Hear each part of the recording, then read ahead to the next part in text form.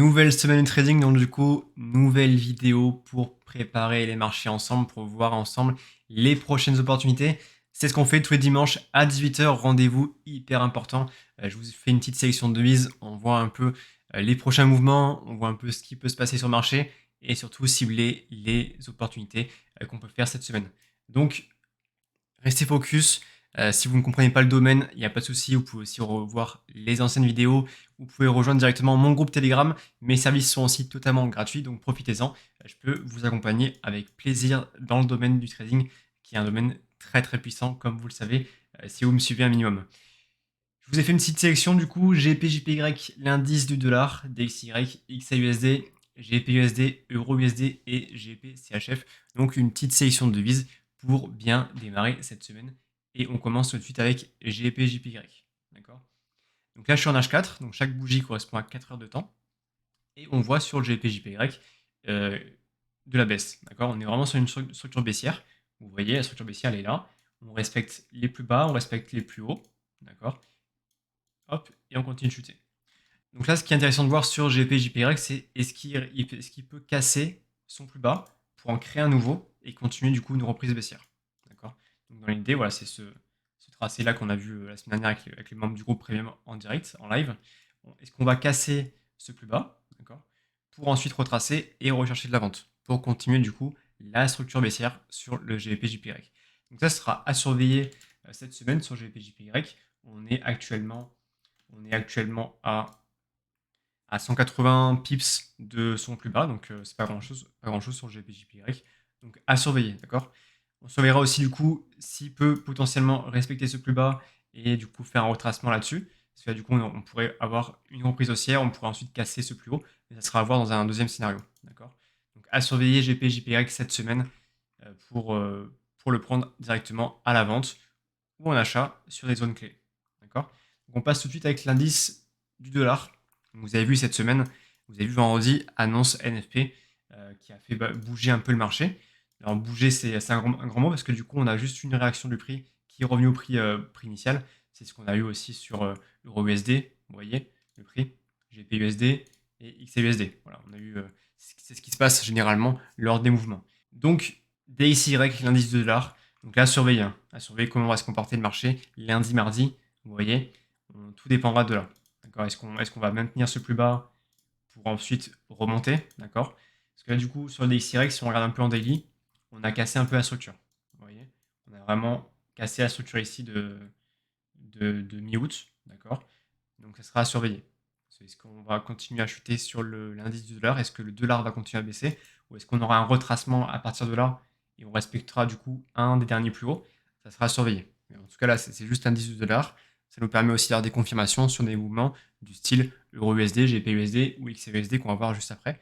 Donc, s'il fait un retracement, on pourra directement prendre les devises que je vous ai citées en vente.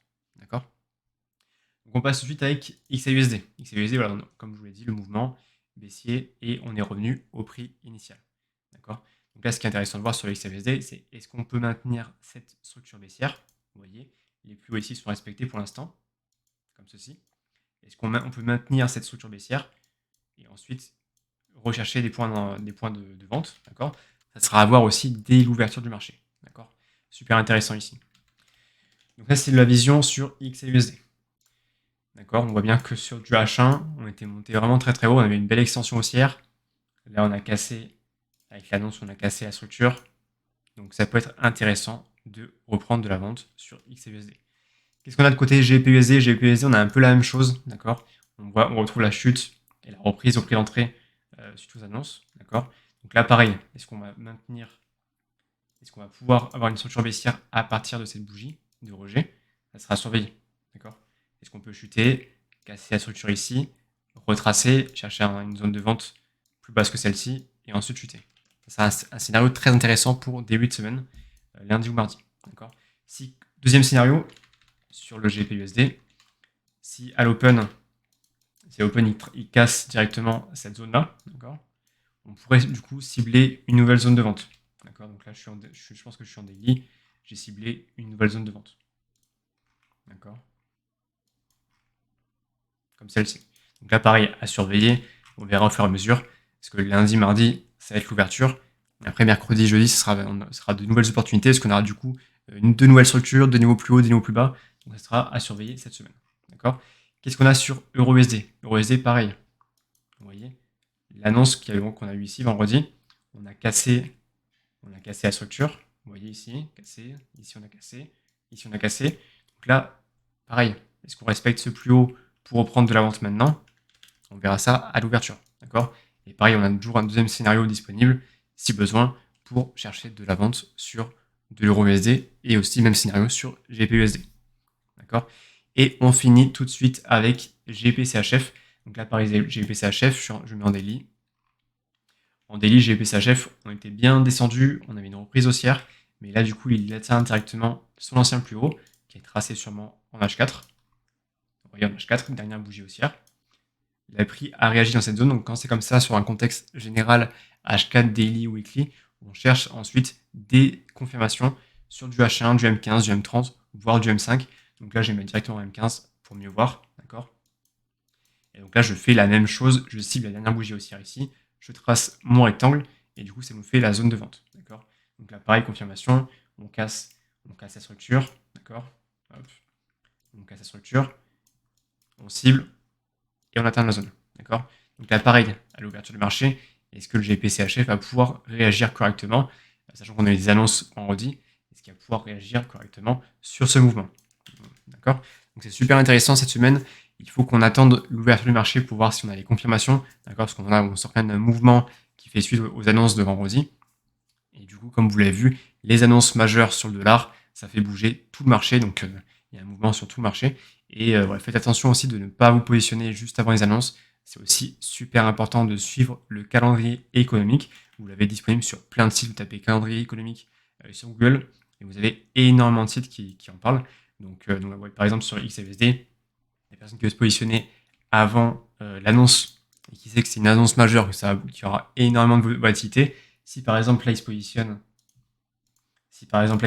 à l'achat juste avant l'annonce, donc il se mettrait ici, il se mettrait potentiellement le stop loss ici par rapport au dernier plus bas, il se mettrait comme ceci et il ferait comme ça, d'accord?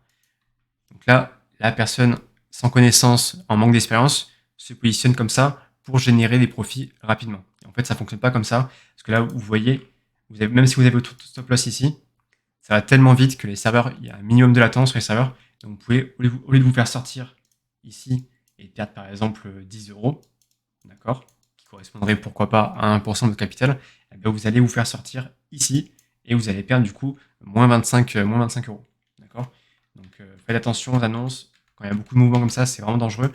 C'est pour ça que du coup, il vaut mieux faire l'analyse technique, se positionner de façon technique et suivre le calendrier, voir savoir s'il faut sécuriser, savoir si on peut se positionner, savoir si on peut prendre des profits. C'est super important. Et en tout cas, les membres du groupe Premium le savent, ils savent comment ça fonctionne. Donc voilà. J'espère que vous apprenez davantage avec toutes ces vidéos. N'hésitez pas, du coup, comme je vous l'ai dit, à voir les anciennes vidéos, à vous abonner, à liker si ce contenu vous plaît. Mes services sont totalement gratuits pour rappel sur Telegram. Vous pouvez aussi me contacter. Je suis disponible sur Telegram. Donc voilà, on se retrouve ce soir, 23h, réouverture des marchés. Et j'espère que vous faites le taf aussi de votre côté, que vous apprenez. C'est le plus important dans le domaine. Donc très bon dimanche à tous et on se retrouve pour une nouvelle semaine.